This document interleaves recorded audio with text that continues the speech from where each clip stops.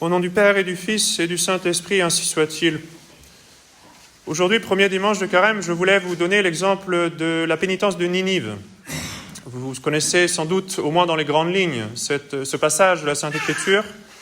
Donc le prophète Jonas est envoyé par le bon Dieu pour annoncer la destruction de Ninive, avec un délai, 40 jours. Et alors, tous les Ninivites et leurs rois se convertissent, font pénitence, et la ville est épargnée. La Sainte Église va nous donner cet exemple, au moins le passage où la ville se convertit, le lundi de la Passion, donc bien plus tard, pendant le temps du Carême. Mais dès le début du Carême, l'Église y fait allusion dans sa liturgie, notamment dans la bénédiction des cendres. Après la messe, je distribuerai les cendres pour ceux qui ne les ont pas reçues mercredi. Et donc dans la bénédiction du cendre, il est fait allusion à la pénitence de la ville de Ninive. Alors je voulais raconter et commenter cet exemple, et je me suis rendu compte que c'est assez long, parce qu'en fait il y a énormément de symbolisme. Alors je fais la première partie de ce commentaire à la première messe, et je vais continuer ce commentaire. Mais juste pour redonner peut-être les grandes lignes de la première partie, concrètement, le prophète Jonas est envoyé par le bon Dieu, donc on est au 8e siècle avant Jésus-Christ.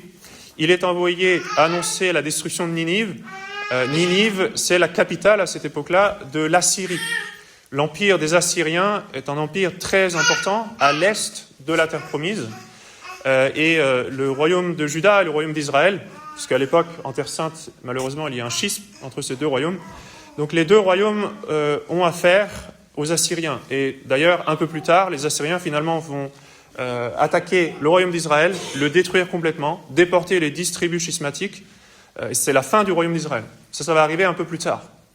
Et Sennachérib, donc, qui est à ce moment-là le roi de Ninive, un peu plus tard, va essayer de faire la même chose avec le royaume de Juda. Et c'est à ce moment-là que le bon Dieu envoie son ange détruire son armée, 185 000 hommes, détruits en un seul instant par un ange du Seigneur.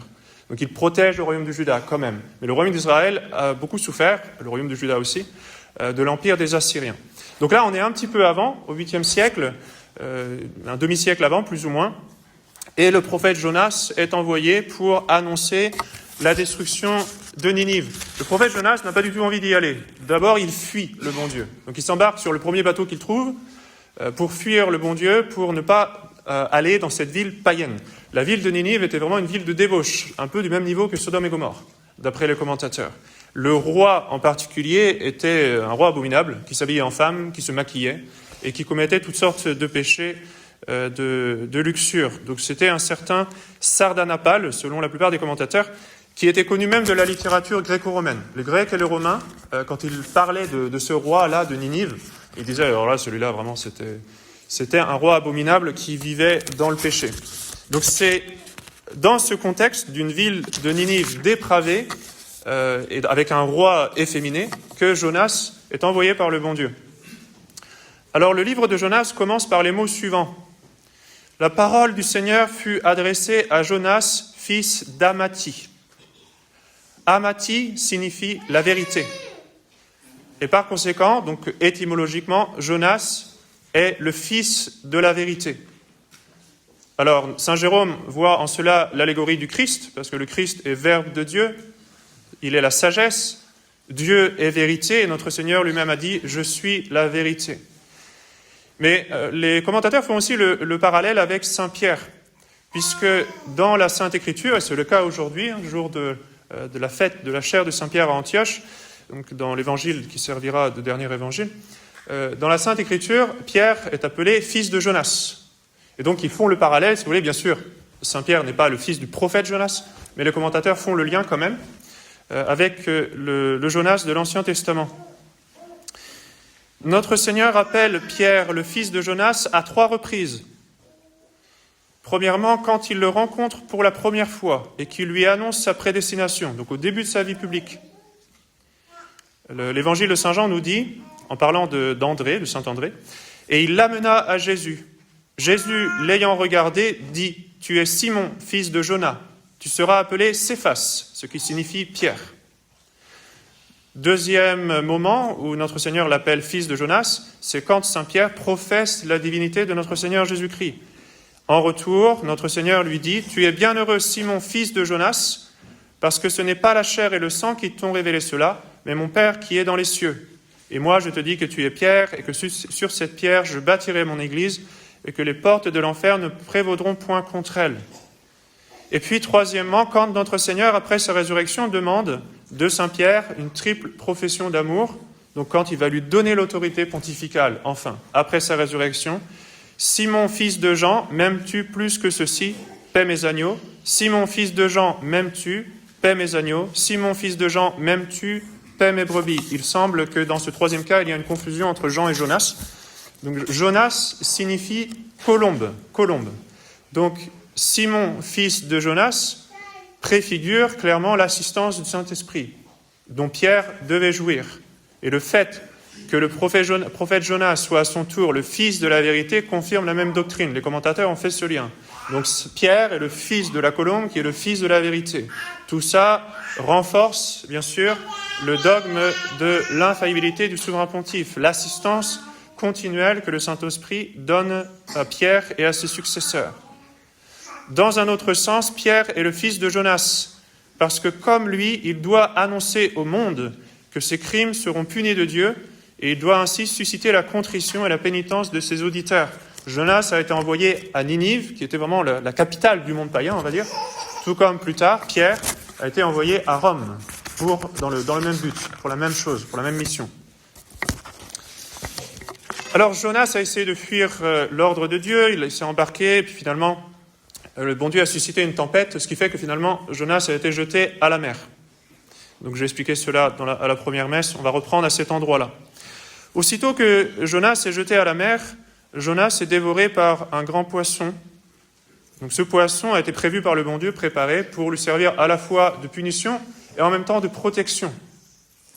Alors ce poisson était un cétacé, une baleine ou un orque ou quelques grands poissons de ce genre. Évidemment, c'est un fait miraculeux parce que Jonas n'aurait pas dû survivre, étant dévoré par ce genre de monstre marin. Il n'aurait jamais pu survivre naturellement. Bien sûr, Jonas, dans le ventre de ce grand poisson, représente la mise au tombeau de notre Seigneur après sa passion. Notre Seigneur lui-même fait ce parallèle dans l'Évangile. Saint Jérôme y voit également une allégorie de la mort des chrétiens fidèles, parce que la mort les engloutit, mais d'une certaine façon, elle les garde vivants, prêts à ressusciter, parce qu'ils ont la vie de Dieu dans leur âme. Saint Grégoire, dans un autre sens, y voit une image du pécheur, qui s'enfonce toujours plus bas dans son péché. Parce que Jonas, effectivement, a fui. Quand il a vu la tempête, il est descendu dans le bateau, dans la cale, pour se cacher, pour ne pas voir la punition de Dieu. Donc il continue dans cette démarche. Et Saint Grégoire, donc, voit dans cette image de Jonas qui est dévoré par la baleine, donc le pécheur qui, enfin, même s'il est pris dans le péché, il est touché par une grâce de Dieu alors qu'il est englouti par l'ennemi. Et à ce moment-là, il recommence enfin à penser à Dieu et à prier. Et en effet, dans le ventre de la baleine, Jonas prie. Et non seulement cette prière de Jonas est une prière de repentance, mais c'est aussi une prière d'action de grâce, parce qu'il voit bien que le bon Dieu l'a préservé, que le bon Dieu l'a protégé, que le bon Dieu a été patient avec lui. Et donc il se retourne vers Dieu à ce moment-là et il loue le bon Dieu. Le bon Dieu ordonne alors au poisson de libérer Jonas. Mais la Sainte Écriture emploie un terme assez fort. Il est dit que le poisson vomit Jonas. Et cela signifie que Jonas était quelque chose d'incommode pour le poisson. Le poisson ne pouvait pas le digérer, peut-être ça gênait aussi sa respiration, c'était quelque chose dont il voulait se débarrasser. Et donc dès qu'il a eu la permission du bon Dieu, il l'a vomi, comme quelque chose donc d'indigeste. Ceci est une image de la résurrection du Christ, parce que la mort, de la même façon, n'était pas capable de détruire la personne du Fils de Dieu. L'enfer et la mort n'étaient pas capables de retenir l'âme de notre Seigneur Jésus-Christ. Mais en mourant, notre Seigneur a vaincu la mort. Donc, notre Seigneur mourant était quelque chose d'indigeste pour la mort, d'une certaine façon. Une fois le prophète Jonas libéré de la baleine, la parole de Dieu se fit à nouveau connaître à Jonas, lui demandant d'aller à Ninive annoncer la destruction de la ville. La ville de Ninive était très grande, si bien qu'il fallait 3 jours de marche pour en faire le tour. C'est ce que dit la Sainte Écriture. Symboliquement, certains commentateurs y ont vu une figure de la mission qui était confiée par le Christ à ses apôtres, et bien sûr à Saint Pierre en particulier, d'appeler les gentils à la pénitence. Et donc les 3 jours de marche qui sont nécessaires pour faire le tour de la ville représenteraient, selon cette interprétation, eh bien, l'évangélisation des apôtres dans tout le monde connu de l'époque, l'Europe, l'Asie, l'Afrique. Bien sûr, l'opulence et la puissance de Ninive contrastent avec le fait qu'aujourd'hui, on sache à peine où se situait cette ville. Il ne reste plus rien que des ruines et le désert. Cela montre la vanité de toutes les choses du monde. La ville la plus importante du monde, aujourd'hui, n'est plus rien. Et c'est vrai d'un peu de toutes les villes. Regardez les ruines même de Rome, d'une certaine façon.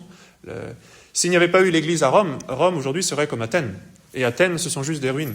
Bon, bien sûr, ça reste une ville importante. Mais il ne reste plus rien, ou que des ruines, de cette grande civilisation qui avait été là auparavant. Et donc la ville de Ninive n'existe plus du tout. Ce qui est le plus grand, le plus puissant, le plus opulent, le plus important du monde devient très vite oublié, sans importance, effacé et même introuvable. La Sainte Écriture nous dit alors, Jonas commença à entrer dans la ville pendant un jour de marche. Et il cria en disant, encore 40 jours, et Ninive sera détruite. Alors, de façon allégorique, certains commentateurs y ont vu l'annonce faite par le Christ de la destruction de Jérusalem, qui n'a pas eu lieu 40 jours plus tard, mais 40 ans. Après la prédication de notre Seigneur, 40 ans plus tard, Jérusalem a effectivement été détruite à cause de son incrédulité. Ce nombre de 40 jours, bien sûr, a toujours été compris comme un appel à la pénitence publique. Donc, tout au long des siècles, l'Église, notamment par la bouche des souverains pontifes, a toujours rappelé la pénitence de Ninive en ordonnant une pénitence de 40 jours pour implorer la miséricorde de Dieu. Et le carême, bien sûr, a gardé ce nombre saint de 40 jours de pénitence que l'on retrouve à plusieurs endroits de la Sainte Écriture, et notamment dans l'évangile d'aujourd'hui du jeûne de notre Seigneur Jésus-Christ. La prophétie de Jonas était une menace conditionnée, c'est-à-dire Ninive sera détruite, à moins, bien sûr, même si le bon Dieu ne l'a pas dit explicitement, à moins qu'elle ne fasse pénitence. Et à la fin du livre de Jonas, on voit que d'ailleurs Jonas savait que c'était exactement ce que le bon Dieu voulait dire. Ou encore, si on veut le prendre dans un sens plus absolu, Ninive sera détruite, non pas matériellement, c'est-à-dire les murs, les maisons, les remparts, etc., mais l'orgueil de Ninive, l'iniquité de Ninive, tout ce que Ninive représente, effectivement, a été détruit, même avant 40 jours. La Sainte Écriture nous dit que les Ninivites crurent à Dieu. Pourquoi ? Évidemment, ils étaient débauchés, donc très peu disposés à croire. Et pourtant, ils n'ont pas hésité à croire la prédication de Jonas. Selon notre Seigneur dans l'évangile de Saint Luc, ce qui était arrivé à Jonas fut pour eux une preuve certaine que Jonas était envoyé de Dieu, que c'était un vrai prophète. C'est-à-dire justement l'épisode de la baleine. Tout ce qui s'était passé avant, tout ce que Jonas avait vécu avant. Et en effet, notre Seigneur dit qu'aux Ninivites fut donné le signe de Jonas, qui est ce signe de la baleine. Voici ce que notre Seigneur dit. De même que Jonas fut un signe pour les Ninivites, ainsi en sera-t-il du Fils de l'homme pour cette génération. Donc la résurrection de notre Seigneur doit être pour nous, pour les gentils, un signe d'appel à la pénitence, à la repentance, à la conversion. Et c'est pourquoi le carême précède la célébration du mystère de la résurrection. La prophétie de Jonas est parvenue assez vite aux oreilles du roi de Ninive. Celui-ci s'est levé aussitôt, il s'est couvert d'un sac et il s'est assis sur la cendre. Donc lui qui était efféminé, qui était habillé en femme, une sorte de travesti, si vous voulez, tout d'un coup il a complètement changé, il a fait pénitence dans la cendre. Et il a proclamé un jeûne absolu pour tout le monde, même les animaux. C'est-à-dire on ne devait plus rien manger ni boire pour implorer la miséricorde de Dieu. Donc ce roi était sans doute ce fameux Sardanapale. Selon saint Jean Chrysostome, ce jeûne total et absolu a duré 3 jours. Après quoi, il a continué, mais de façon plus modérée, c'est-à-dire en mangeant quand même un peu le soir, donc le reste des 40 jours. Ce jeûne de Ninive, ce jeûne absolu, assez extrême de 3 jours, a été imité. Le cardinal Baronius nous rapporte qu'en 1124, par exemple, en Terre Sainte, alors que 3000 chrétiens étaient encerclés par 40 000 sarrasins, eh bien, ils répétèrent ce jeûne strict, c'est-à-dire de ne rien manger, rien boire pendant 3 jours, non seulement donc les soldats, mais aussi même les animaux. Ils ont répété cette chose-là, et ainsi ils obtinrent une victoire miraculeuse. Selon l'opinion la plus commune des pères et des commentateurs, ce repentir des Ninivites fut sincère et émanait d'une véritable contrition. Donc ce n'était pas seulement, si vous voulez, la conversion d'un moment. Ils ont persévéré, au moins ceux-là, c'est-à-dire les Ninivites qui ont entendu cette prédication de Jonas, qui ont vécu cela, ont complètement changé de vie. Malheureusement, après, leurs descendants sont retombés dans le même péché, et finalement, la ville de Ninive fut totalement détruite. Alors après cela, le prophète Jonas est très attristé. Donc au chapitre 4 du livre de Jonas, il est dit « Alors Jonas fut saisi d'une grande affliction, et il s'irrita, et il implora le Seigneur, et il dit « De grâce, Seigneur, n'est-ce pas là ce que je disais lorsque j'étais encore dans mon pays ? C'est pour cela que j'avais résolu de fuir à Tarsis, car je sais que vous êtes un Dieu clément et miséricordieux, patient et plein de compassion, et qui pardonne les péchés. » Donc, Jonas est presque en colère contre Dieu à cause de sa miséricorde, ce qui est très surprenant évidemment. Et les commentateurs donnent plusieurs raisons de cette affliction de Jonas. Selon certains, Jonas savait bien que la miséricorde accordée à Ninive serait plus tard la cause de la ruine de son propre peuple, puisque Israël serait effectivement emporté en captivité par les Assyriens.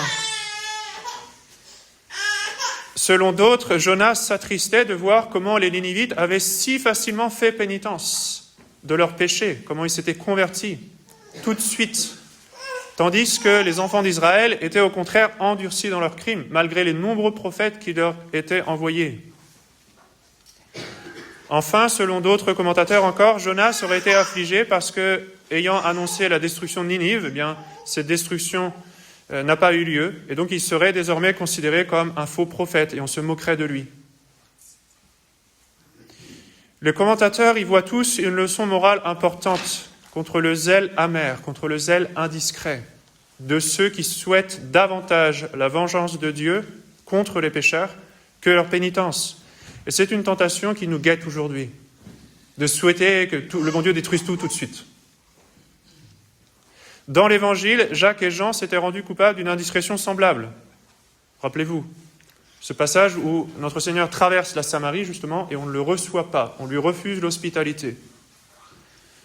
Voici ce que saint Luc dit dans l'Évangile. « Ayant vu cela, ses disciples Jacques et Jean lui dirent « Seigneur, voulez-vous que nous commandions que le feu descende du ciel et les consume ?» Et se tournant vers eux, il les réprimanda en disant « Vous ne savez pas de quel esprit vous êtes. Le Fils de l'homme n'est pas venu pour perdre les âmes, mais pour les sauver.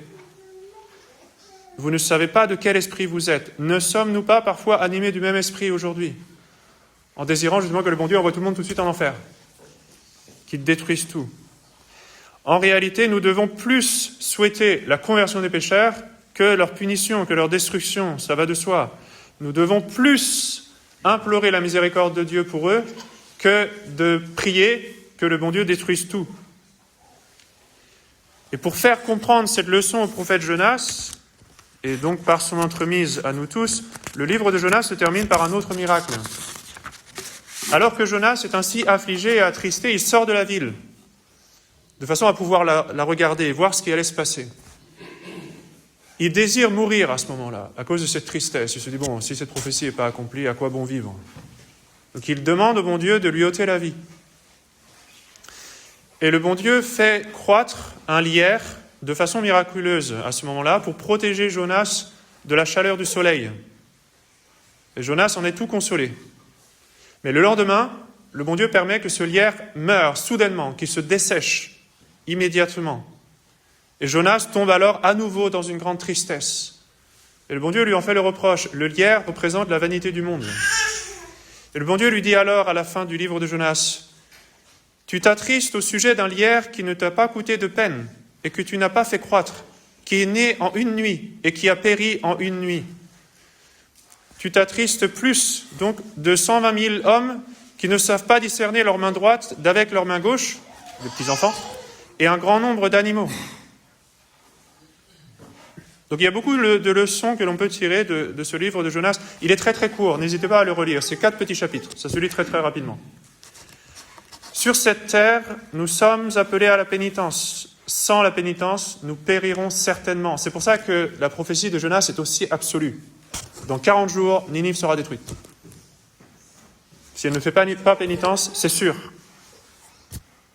Alors écoutons avec foi la parole de l'Église qui nous appelle à faire pénitence. Si nous ne faisons pas pénitence pendant ces 40 jours, nous risquons bien la ruine de notre âme. Donc écoutons la voix de l'Église qui est figurée par le prophète Jonas et qui nous invite à abandonner toutes nos mauvaises habitudes. Imitons la rapidité de la conversion des Ninivites. Tout de suite, ils ont tout arrêté, ils ont fait pénitence. Cette pénitence doit se faire aussi avec une grande foi, une grande confiance en Dieu. Parfois, il arrive malheureusement que l'on soit facilement accablé. Quand on voit que le bon Dieu nous envoie des difficultés, des épreuves, on a tendance à se dire, bon, c'est mérité, alors c'est comme ça. Non, il ne faut pas être fataliste. Les Ninivites ont fait pénitence et le bon Dieu les a épargnés. Et quand nous avons des croix, quand nous avons des difficultés, ça ne veut pas dire que nous devons laisser ces difficultés, d'une part, nous abattre, et même que nous devons, du coup, laisser tout partir à volo.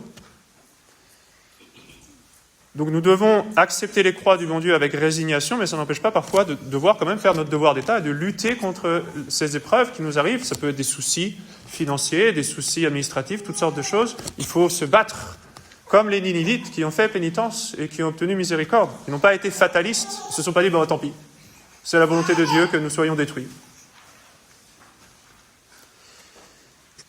La leçon de Ninive nous montre que même les plus grands pécheurs, les pécheurs les plus orgueilleux, les plus invétérés, peuvent faire pénitence et obtenir de Dieu le pardon si rapidement.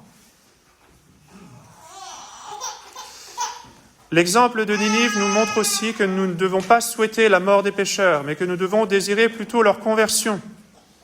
Donc pendant ce carême, offrons notre jeûne, offrons nos mortifications pour nous-mêmes, bien sûr, pour satisfaire pour nos péchés, mais également pour les pécheurs qui ne font pas pénitence. Demandons tout cela par la médiation de Notre-Dame. Elle nous a très souvent appelés à la pénitence, mais elle a aussi très souvent appelé à ce que l'on fasse pénitence pour les pécheurs, justement. Souvenez-vous ce qu'elle a dit à Fatima, que beaucoup d'âmes se perdent parce qu'il n'y a personne qui offre des sacrifices pour les pécheurs. Au nom du Père et du Fils et du Saint-Esprit, ainsi soit-il.